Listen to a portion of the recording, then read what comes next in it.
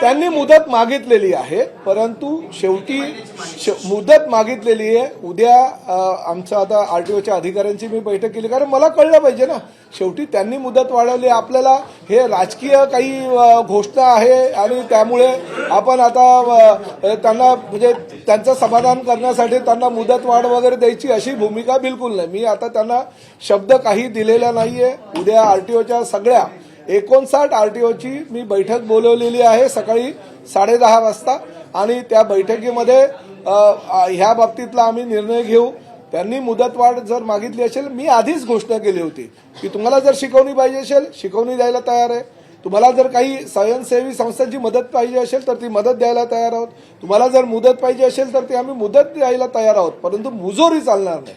आम्ही व्यवसाय करू, धंदा करू, परंतु आम्ही मराठी बोलणार नाही. ही जर भाषा तुमची असेल तर ती भाषा परिवहन मंत्री म्हणून मी सहन करणार नाही. त्यांना त्यांची भूमिका जी आहे आता मुदतवाढ दिलेली नाही, परंतु त्यांना मी सांगितलेलं आहे की सकारात्मक आम्ही भूमिका घेऊ.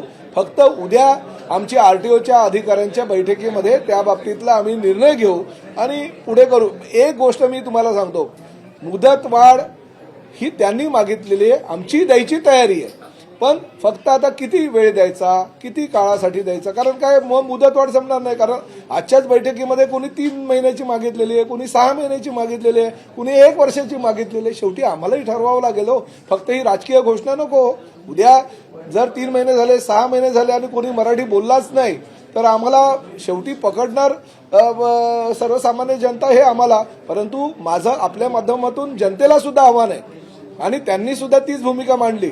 जर ड्रायव्हर आणि म्हणजे टॅक्सी ड्रायव्हर किंवा रिक्षा ड्रायव्हर हा हिंदी आहे, हिंदी भाषिकच आहे असं समजून प्रवाशांनी सुद्धा त्यांच्याबरोबर हिंदीमध्ये संवाद साधणं योग्य नाही. जबाबदारी प्रवाशांची सुद्धा आहे. प्रवाशांनी सुद्धा त्यांच्याबरोबर मराठीमध्ये संवाद जर साधला तर 70% काम इकडेच आमचं संपेल.